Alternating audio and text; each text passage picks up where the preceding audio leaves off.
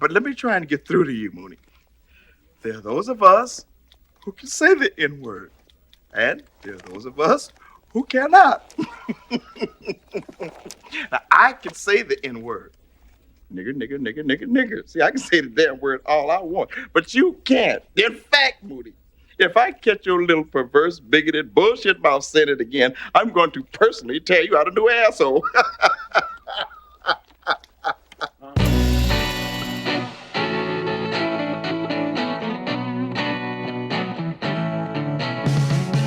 Hey everybody, welcome back to Real Ripe and Real Rotten. This is a podcast where we're taking a look at the highs and lows of your favorite Hollywood artists. Each month we're going to be using Rotten Tomatoes to determine the best and worst film in one individual filmography. You can listen along as we try to figure out what went right and what went wrong. My name is Wes Teasdale. I'm joined by Clay McCormick. Clay, how are you? It's been a long time. Welcome back to the show. Yeah, no, it's been a while. You know, I this movie we're talking about today, I'd like to give Hollywood credit for jumping on the Papa John's guy story so quickly. Yes, very prescient, I think would be the expression, right? Have you heard about that thing? Because it's one of the funniest things I've ever heard. I only know the details of the what is it? Yeah, you can explain it. I just like the boiled down aspect that the guy from Papa John's resigned because he used the N-word on a conference call. Right. Oh, yes, right. But that's not the best part. The best part is that he tried to not to cover it up, but he tried to rationalize it by saying he was quoting Colonel Sanders. Which is the funniest shit I've ever heard. Well, it's the most believable fictional character to be bigoted, I suppose. If he had said like Wallace from McDonald's or something, or Grimace, I think. No, Wallace. Well, I mean, everybody knows Ronald McDonald's stance on the Holocaust. So. Right, yeah. Ronald McDonald is a founding member of the alt-right, I think. So yes. Well, we're going to be talking about Heart Condition because we're talking about Denzel Washington's. We did the best, which was Fences, and now we're covering his worst one, which is Heart Condition. It's been about 3 months, so I feel like I'm forgetting. Which, not to lay my hand out too much, if this is his worst movie, he's doing okay. Yes. Like this isn't the worst movie I've ever watched. It's extremely watchable. I don't think it's good, but it's like I've seen Denzel Washington movies that are way more boring than this. Okay. So, see, I think this is the most ridiculous of the movies that we've seen so far. Oh, 100%. 100%. That does not mean that it's not interesting to watch, though. No, it doesn't. So the plot synopsis, if you haven't not familiar, is about Bob Hoskins plays a police sergeant named Jack Mooney, who's a bigoted cop. Denzel Washington plays Napoleon Stone, who's an adorable but sleazy ambulance-chasing lawyer who Mooney hates. Mooney's years of bad habits, such as overeating, smoking, and drinking, finally catch up with him. And after suffering a heart attack, Mooney wakes up to find that his new heart was once Stone's, who's also died. And the dead lawyer's ghosts have come to become his constant companion. And now Mooney will have to solve Stone's murder. Weird technical question first. Was the audio weird for this movie for you? I didn't notice. You didn't notice? Okay. I thought that a combination of, I think, the actress, the Chloe Webb, I could not understand a single line she was saying, and I feel like it was overdubbed badly in certain parts. Yeah, she was definitely mumbly. Fun fact, the whole movie, I was trying to figure out what I knew her from, because she looked extremely familiar, and her acting style was extremely familiar. Then it dawned on me, she's the woman in Ghostbusters 2, who's on Peter Venkman's talk show talking about meeting an alien at the Holiday Inn in Paramus, New Jersey. Okay. So that was a very big event for you, obviously, just recognizing this. Well, it was, because, I mean, I've have such vivid memories of that actress in that part, and I've not seen her in anything else. Gotcha. So when she popped up in that, I was very surprised. Yeah, she hasn't been in much. She's been on Shameless, I guess, recently. A lot of years. She also played Nancy in the Sid and Nancy movie with Gary Oldman. Oh, okay. There you go. So she's had a career. This is kind of the surprising part about this is the thing about the bad movies that we've been watching is that it's more surprising to me that bad movies are made than great movies on some level. Like, with the amount of talent that's in this movie, and it was directed and written by this guy named James D. Perriott, who is this is his only feature, his first feature, maybe he had 3 or something, but he is a veteran of TV writing. He's written for a lot of shows that you would recognize, all the way from like the 70s to the 80s to the 90s to current day. I think he writes on some series. Oh, wow. He is not a, well, I don't know any scripts offhand, but he's not a sort of one-shot person that you never heard of before. He works in the industry. And this is two stars, Bob Hoskins and Denzel Washington, who are good actors. Their acting is probably the best part of the movie. And they're coming off, I didn't check where this falls in their filmographies, but I feel like Bob Hoskins is at least coming off of Roger Rabbit at this point, right? That's the movie that came before this for him. Yeah. Yep. And Denzel Washington this is probably pretty early for him, but still, I mean. He's off of Glory.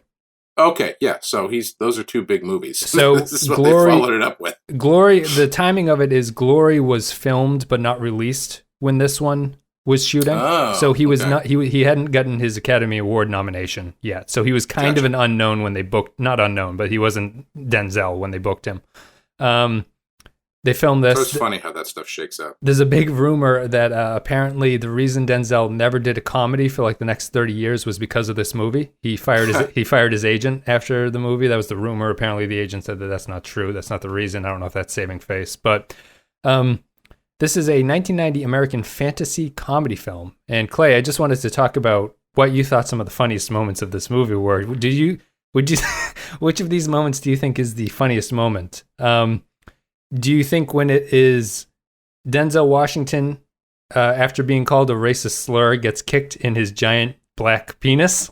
And I say that without stereotyping, because Denzel actually takes time in the script to explain to the audience that he does have a giant black penis, which is a nice touch.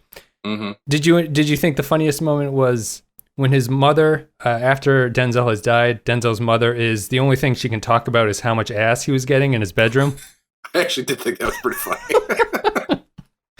Or did you think it was the ending where a one-armed Bob Hoskins is murdering people with a shotgun, walking past the dead bodies of overdosed hookers? after his hooker girlfriend has been forcibly injected with heroin. Yep. carrying his Denzel's black child, who Bob Hoskins keeps screaming, pick up the baby," as they're getting out of there. How do you want to talk about heart condition? That's a very good question. Is this the only movie we're going to watch, do you think, that features someone coming to from surgery with a gigantic black dildo tucked between their legs? Because my money's on no. But probably not. It's probably shot more tastefully, I would think, by someone else. But for a movie that's apparently, allegedly about confronting racism, I was reading online that some magazine or something had did the most racist movies in American history, and this came in at number 21, actually. I don't know if that's entirely fair. I feel like the problem is they set up the racist stuff specifically to talk negatively about it, but then they just kind of forget about it. Yeah.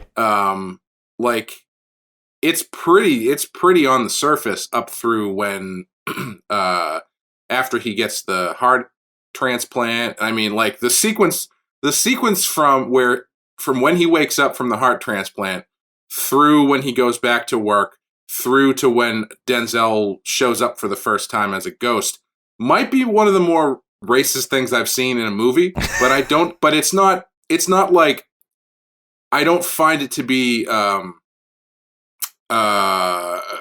racist for the point of being racist, if that makes sense. Right. Yeah. It's like they're definitely setting up Bob Hoskins as a shitty racist guy, and that police station, everybody is making jokes about, his black heart, for lack of a better term. Yes. Yeah. And so that's just like the culture of ribbing people there. I mean, the white cops are doing it, the black cops are doing it, everybody's giving a hard time about it. And I don't find that to be unbelievable. No, I feel the cops are giving Hoskins a hard time because they know he's a racist, right? That's kind of the joke, is that they're like, look what you got, you're just desserts. Yeah, and so and then once Denzel shows up, they kind of don't really touch on it that much. There's a part later on where they get into an argument. He wants to call him the N-word again. And then there's the other scene where he goes to the makeshift rap club inside of a bowling alley. Yes, which my is favorite probably scene. Borderline. But yeah, I wouldn't, obviously I'm not the person to make this kind of distinction, but I didn't think that, at least intentionally, it was outwardly racist. I think it was trying to do something that it didn't succeed in. But I don't know if I would call it a racist movie. Don't eat that. Clogs the arteries. It makes your breath stink. Yes, your ass. Trust me. Now look. I wasn't even gonna say anything. I tried to give you a chance to get into the groove. And as bad as those camels are, I was more than willing to let a few of those go by. But when you start shoving this dog meat into your face, I'm sorry. I just have to step in. I have to do something. Now put it down. Put it down. Put it down. Mooney. Put it down. Put it down. No, I don't think it's not intentionally racist, and I think it's an important distinction. I think it's maybe just date. I mean, the movie's unbelievably dated by this point. Oh, yes. To the point where the reason the bad guy gets taken out at the end is because his gigantic cell phone, which is tied to his belt, goes off. Yes, that was pretty great. And I guess many people don't realize that's why they started cellular technology after that, is because they didn't want that to happen. It doesn't say much about the movie, but the only trait that the bad guy in the movie has is that he seems to like talking on the phone. That's like his sort of character. That whole, I think the biggest problem with this movie is there's zero plot to it. I don't know what, I couldn't even figure out, they set up the whole thing as this weird scandal where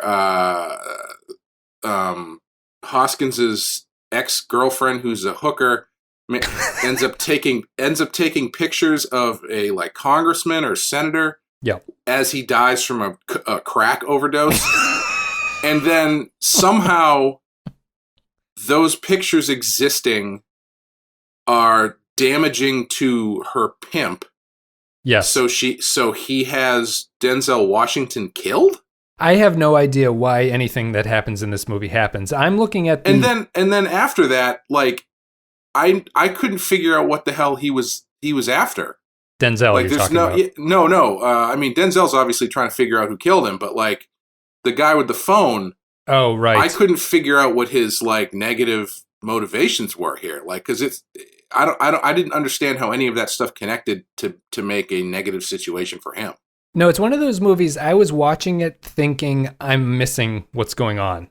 Yeah, me too. And when I'm looking, now I'm just going to say that I'm not missing anything. It's really not clear what's going on. And it's sort of, the entire movie fits into your racist point, which is that they just kind of bring stuff up at a point to continue the plot moving forward. And it doesn't really tie into anything. Whenever Hoskins is not racist in any way except for when him and Denzel need to have a fight, he resorts to racist slurs. That's the extent of his... It doesn't really color or change anything. He sort of hangs out with Denzel and doesn't really care all that much, but when they get angry, he becomes a racist for some reason. And then at the end of the movie, I mean, he's not really fundamentally changed by anything that has happened. No, he's not. It's not like he's less racist now that he's adopted a black baby, I guess. So I left this out of the summary at the start. The Wikipedia says this, and I don't believe it's true. The plot synopsis on Wikipedia says, at the same time, Stone is gunned down in a drive-by shooting. He was not shot, was he? I don't think so. I thought he says in the movie he was run off the road by somebody. Yeah, I'm pretty sure that's what happened. Because that's why that kind of confused me too. Because when it said that he died in a car crash, and then he's like, I got to figure out who murdered me. I was like, wait, what? And that said, so yeah, I mean, it was just a car accident and like being run off the road. Like you said, I don't think he was gunned down or anything. No, because before the operation, the two surgeons are talking to each other, and they're just like, "Oh, a lawyer, car accident lawyer." In a really nice bit of post production, we have to tie this together overdubbing, right? Where it's just two people who you don't see being like, "Who is this? The other lead of the movie?" Yeah, well, right. we should make sure to mention that he's also the black guy from the beginning, and that Bob Hoskins hates black guys. Also, his heart's in perfect condition. And a total match for Bob Hoskins, who happens to need a heart and is also here. Yes, 100%. I think that it's a. I mean, to talk, I don't really know where I would want to start about it. I think that the movie's really super scattershot. It wants to be a whole bunch of different things, and it doesn't really work on any kind of level. It reminds me of the Star Trek Destiny episode, which we just watched. It never really focuses on what it wants to be. Like it's an incredibly dark comedy, if you want to call it that. It's not even really a comedy. It just kind of has jokes every once in a while. Right. And, it's if you're in for it for the sort of like cops and robbers angle, I don't think you really care about the ghost aspect, the fantasy ghost aspect. And if you want the lighthearted ghost aspect, the crime doesn't make any sense because it's way too serious for that kind of material. And just the fact that just how often Hoskins uses slurs in the movie is like weird compared to the the sort of ghost goofy aspect of it's got a scene where Bob Hoskins is fighting with a ghost about a cheeseburger, and then it pairs off with him murdering people with a shotgun later on. It's just so all over the place. Yeah, he got to use a lot of that great Roger Rabbit acting, though. Yes. Which I do have to say, as ridiculous as this movie is, the fact that the two leads are Bob Hoskins and Denzel Washington is what makes the movie watchable. There's a scene towards the beginning. Yeah, they are. There's a scene towards the beginning where Bob Hoskins it's just Bob Hoskins trying to feed his cat, and I would watch an entire movie of just that. I love Bob Hoskins. I am so sad that he's not around anymore. He has a very specific thing that he does, and he's really fucking good at it. And this movie was actually kind of like a bunch of Bob Hoskins movies smushed together. Like, there's a famous early movie of his called Mona Lisa, which is about him falling in love with a prostitute. Roger Rabbit, obviously, with the acting with a not there sidekick. Maybe not so much The Long Good Friday, which if you want to see a Bob Hoskins movie, you should watch The Long Good Friday. That movie's awesome. Yep. But they all feature the same grizzled Bob Hoskins performance, which is very enjoyable to me. Yeah, he's good. It's surprising to me. Both of them are really trying in this movie, and they're both pretty good. Hoskins is really, you could almost say he's acting too well for the material. I think like he could probably tone it down and not be as effective in his portrayal of like a broken man in some scenes. I think it's just because I think it's trying to be a comedy. It's just not funny enough. It's a comedy in the sense of like, and I think we talked about this when we did the Ridley Scott of Goodyear. It's a comedy where the director is doing comedic beats that he knows work in other movies, but it doesn't work in this movie because he doesn't really understand what's funny about it. Right. Right. So it has, for instance, a chase scene early on where Hoskins is chasing Denzel, and he just, he smashes into a table where people are eating dinner, and they all fall over, and it's like, oh, that's supposed to be funny, but it doesn't, it's not built off anything. It's funny we should talk about that. I just watched for the first time Captain Ron the other day, surprisingly having never come across that. And I feel like that also falls into this weird genre of movies where it's supposed to be funny, but the humor is not like sourced from any smart or comedic authoritative place. Yeah. It's just like, what if we put in a wacky car chase and it'll be funny if the car accidentally runs something over, like that kind of stuff. And it's the same kind of genre as this falls into, where it's like, it's not a comedy. It's got funny-ish things in it, and like these big set pieces that are supposed to be exciting and funny, but they're neither. Well, it's right. Like if you have if you have the tone of this movie during the crime sequence, which is a fairly realistic thing, like the scene on I think that the best scene is maybe the scene on the beach where Hoskins confronts that woman. It's shot really well. Like I love the mobile camera and everything. I think that it's all done in one shot and it's very cool. It's a very realistic argument, but it's paired up with this comedic tone, which involves people kicking each other in the balls. Basically, like it's this unrealistic comedy. That kind of comedy would work in like a 40-Year-Old Virgin type tone of stuff, but it doesn't work in a real movie like quote unquote real movie like this. I think this is this type of movie, specifically this movie, and not so much Captain Ron, is a result of Beverly Hills Cop in 48 Hours. Okay. Because both of those movies are very similar in that they are fairly serious crime movies, but also just have a lot of funny jokes in them, and it has a star that's really, really good at comedy. Yeah.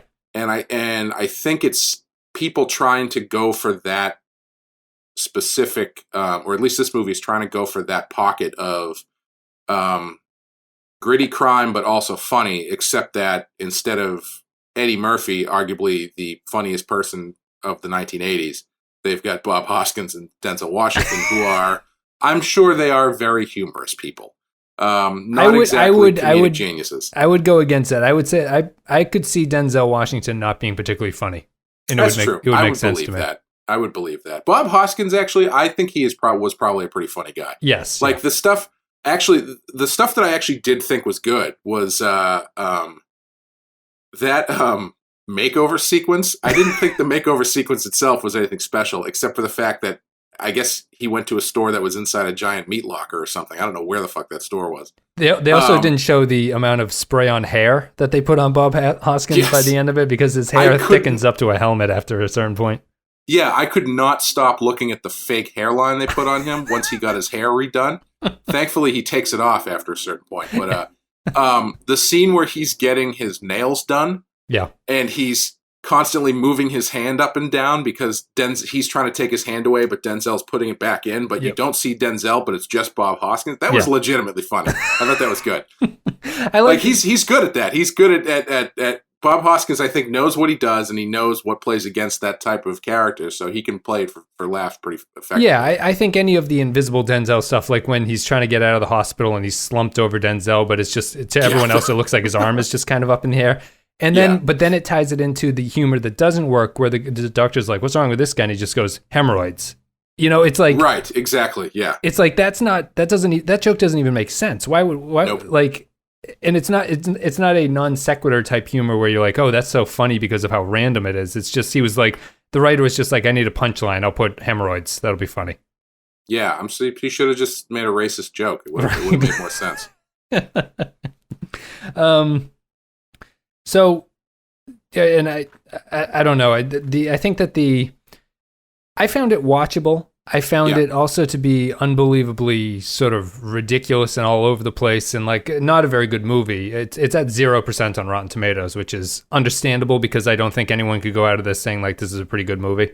I would say it's better than the 0, but I don't know if I would go upwards of 10. But I would say it's better than the 0. There's lots of movies that are at 0 that are way worse than this. Yeah, I don't think this is the worst one that we've seen or anything, but it's really just inconsistent and just sort of all over the place. I would have preferred a comedy angle on it, but the racist angle is funny because it's not intentionally racist. It's clearly written by a white guy, which I think is maybe the problem. Yes. But it's a like the scene with the hip hop bowling alley.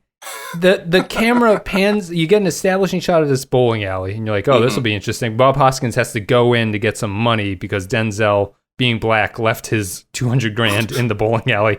And Bob Hoskins goes in. We get an establishing shot inside, which is like a tracking camera, where the camera opens and there's music in the background, and there's a group of black people sitting at the bar, and they are freestyle rapping a conversation to each other. It pans over some more. There's a guy dressed in traditional African garb. It keeps panning, and then you run into the rest of what's going on. But it's like it's the stereotyping is, for how much anti-racism it's trying to get across, the stereotyping is sort of incredible. Like the amount of just like bland stereotypical stuff you're going to stick in here. It is 1990, so it's not like we're really it's not the woke generation or whatever you want to call it, but it's it's racism by not really understanding your material, I guess. Right. It would have been a little bit. It probably wouldn't have been as bad as if they had gone outside and like walked past a bunch of Italian guys singing doo-wop around a flaming trash can. Yeah. But yeah, it's one of those movies where it's like it's trying to say, it's trying to point out racist things, but in and of itself is doing stuff that could be construed as racist. Right. At least ignorant, if not ignorant, racist. I think is the best way.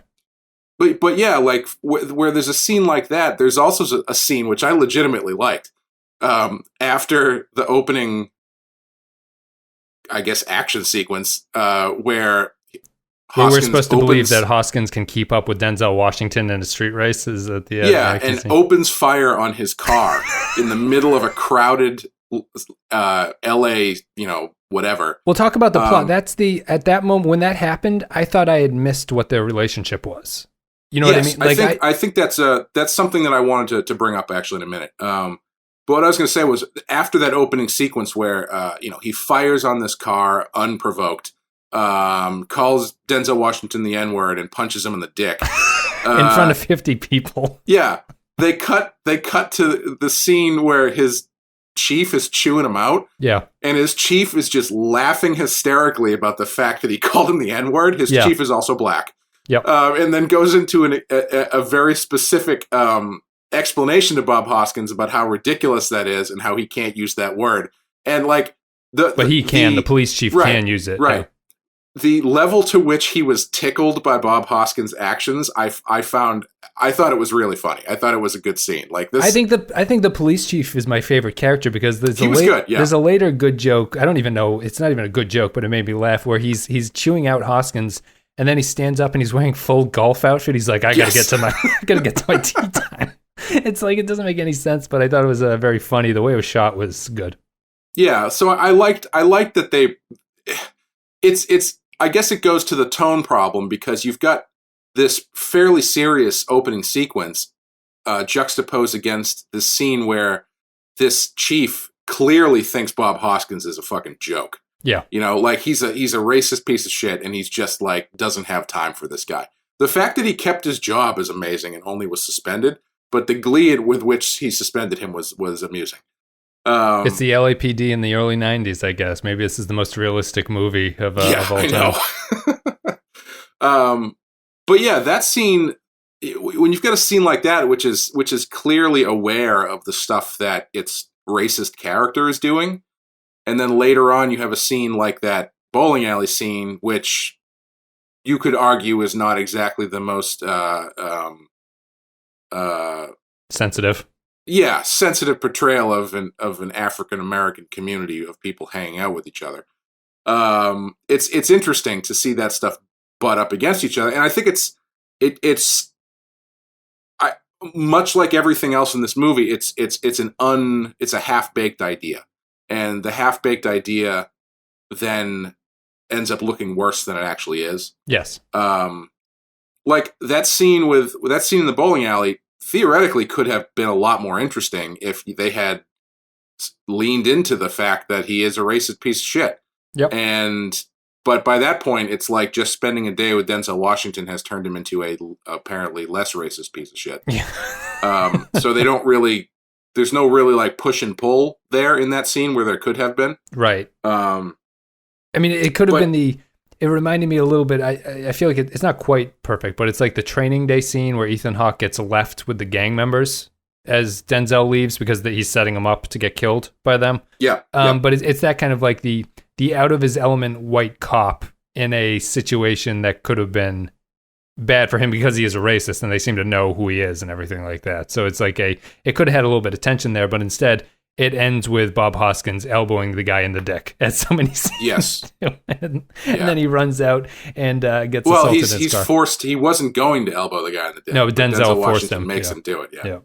But yeah, to speak to what you're saying a few minutes ago about not understanding their relationship, I felt the same way. Like that whole opening sequence, I felt like there was a lot of stuff going on. It felt like I had come in like the middle of the movie. Yeah. Because I didn't understand that the woman in the opening sequence taking the pictures had any connection to Bob Hoskins whatsoever. Mm-hmm. Right. I didn't understand why they tore off from tailing that cop who was picking up the hooker for the sting operation in order to follow this Mercedes that happened to have Denzel Washington and this woman in it, and Bob Hoskins is clearly pissed off at both of them. I didn't understand that at all. Yep. At least at the beginning, anyway. And through the rest of the movie, I felt like the relationship between Bob Hoskins and his girlfriend was like, I don't even want to say surface level, because I don't even know what their relationship was. Right. I guess they had been living together at some point, and then she left. But like, I thought at first I thought it was his wife, but I guess that wasn't the case. And like, Bob Hoskins was selling me on that relationship only because he's so good of an actor. Right. So when you had those scenes where they're going out to dinner and stuff like that, or they're talking on the beach or whatever, I'm buying it only because he's swinging for the fence in those emotional scenes. But I had no concept of what their relationship was, why it had fallen apart, what terms they were on, really. I didn't even know if they knew each other. Yeah, how Denzel Washington came into it at all. Like, they didn't set that stuff up well at all. No, it's kind of revealed throughout the movie, all the relationship angles, but it's like they're not important enough to be not exposed at the front of the story so that people know what's going on. I entered when they initially meet each other, I thought there was a potential that he didn't actually even know who Denzel was. He just saw him hit the girl and he chased after him or something. Mm-hmm.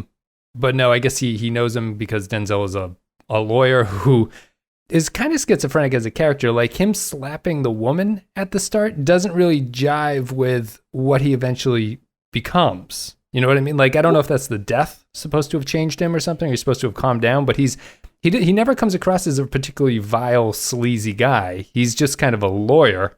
I thought he was a pimp at first. Yes, that's what I thought too. Yeah. Especially because of the way that they set it. Well, so I couldn't figure out if him slapping her was intentional or if it was like she pulled his arm and it happened. One of those things. And Bob Hoskins read it as him slapping her.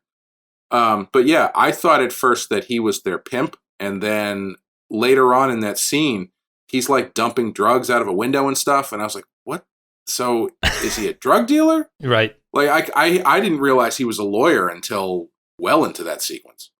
So his story is that he claims to be a lawyer for the girls, but he's a lawyer for the main villain, right? Like, he's somehow connected to that and being a lawyer for that guy who, I don't understand the main villain, what he's talking about at all. Why is he drugging them? I have no idea. No idea. Just to control, I guess. Just to control them. But what's his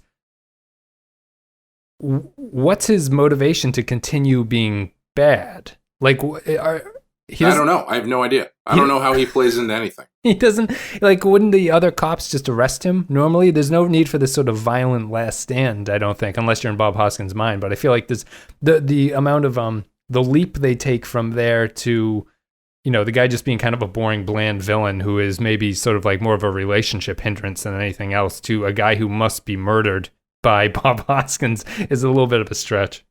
Yeah, and I didn't understand the central conceit of, like I said before, why the death of this congressman or senator or whatever had anything to do with this guy.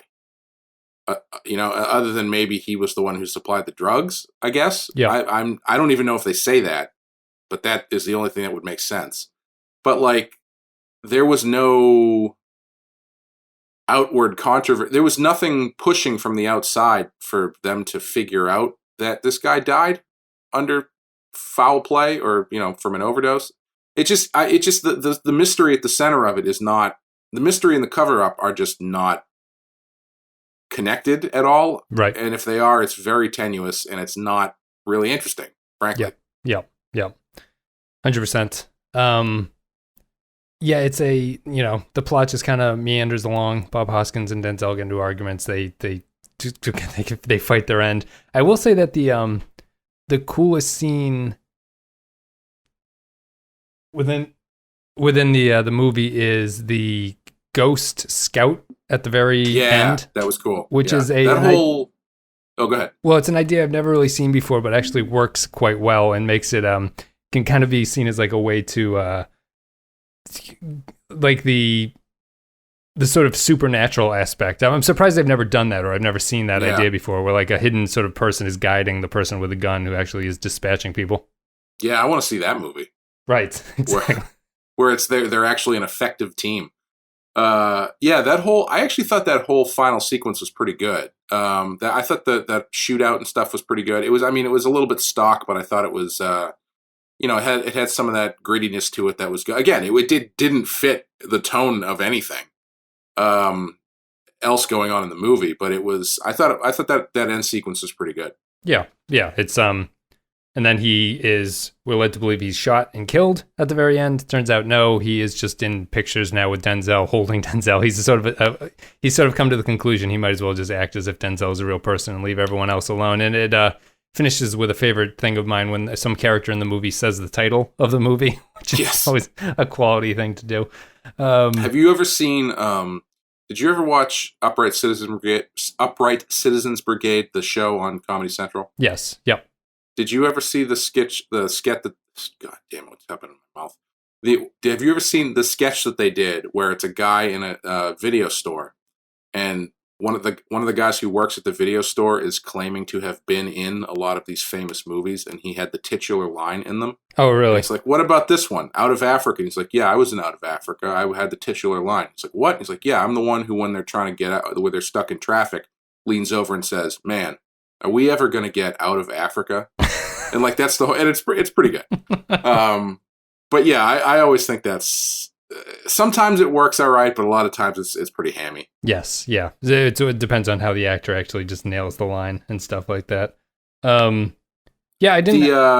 Oh, go ahead. Sorry. Well, no, if you have something to bring up, I don't have too much else to really bring up. It's really, those are the key points that I thought we've gone through. Well, I was just going to say, like, I feel like it's clear that I actually didn't look up any trivia about this. I don't know if there is any about this movie. But it feels like a movie that was greatly pieced together in the editing process, because, like, there's that scene that I mentioned when they're doing the heart transplant. They've got the two people off screen basically tying up the loose ends to figure out how that works together. And then the other one that I didn't realize, I thought it was weird at the time, but I didn't realize why they did this until later on when the baby shows up. When he's in the hospital after the transplant, there's another disembodied voice mentioning how he's been there for 10 months. Yes. And I was like, 10 months? That's a long fucking time to be in the hospital, especially since the way that they play it is like that he just woke up from his surgery. Yep. And then later on in the movie, you find out that his girlfriend had a baby that she was pregnant with before the events of the beginning of the movie, and has since given birth to the baby, who is about 9 months old. Yeah.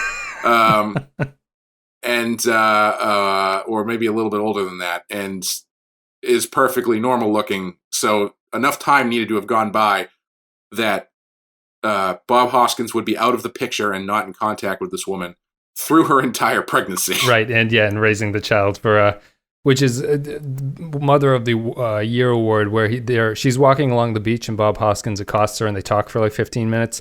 She goes back and apparently has just left the baby in a basket on the beach. That was one of the best baby reveals I've ever seen, where she just like reaches into her beach bag and pulls out this child. It's a little bit silly. And there was no, like, that's something that, why didn't they play into that with the other interactions with her? Like, oh shit, I gotta go. Well, why do you have to go? It's early. Well, I got, like, why isn't the baby playing into the way that she's acting with Bob Hoskins, only to then reveal that she has a kid? Yeah.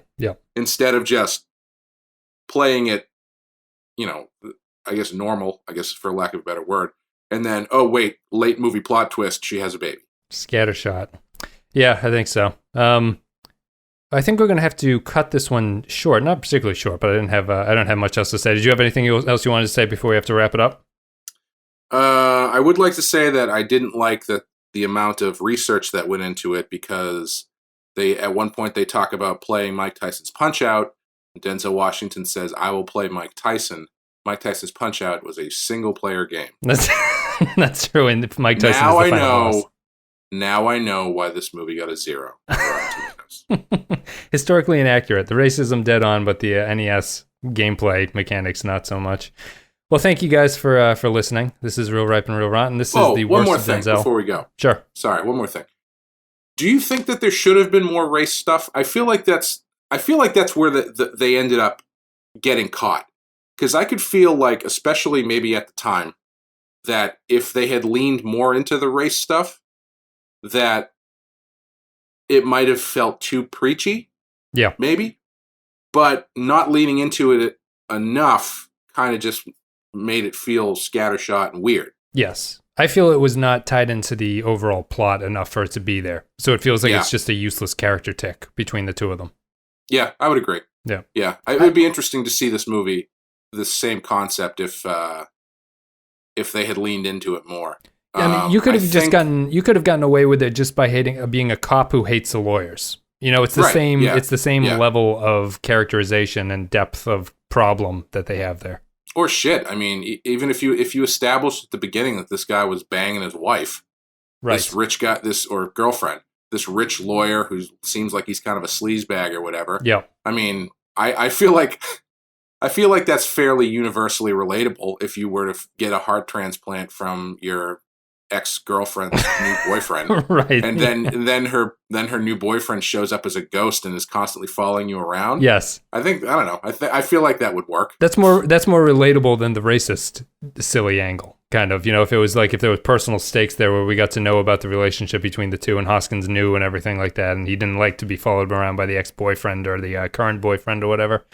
Yeah, that makes more sense. Relatable is a weird term because Sure. mean, obviously they were going for something that is a problem and does exist, but I don't know. I feel like maybe this wasn't the best vehicle to tackle the race, the systematic racial oppression of the white members of the LA police force. Yes, I'd agree with that. All right, we'll call it a day there. This is Real Ripe and Real Rotten. We're done with the worst of Denzel. It's called Heart Condition. We'll be back with the B-roll movie, which will be Man on Fire, I think, in a little bit of time. So, and then he's about to paint his picture, and it's going to be a masterpiece. Yes, absolutely. It's Dakota Fanning on that one, right? Yeah. Yes. All right. Christopher Walken has the best line ever. I think if I was him, I would have signed on to that movie just to deliver that one. Well, thank you for supporting the show, guys. If you want to rate and review us on iTunes, it's much appreciated. You can go to patreon.com/the Pensky File if you want to support the show there. But that's about it. Heart Condition and then Fences were the best. So we'll be moving on to the B-roll, which will be Man on Fire in a little bit of time. Until then, we'll see you next time.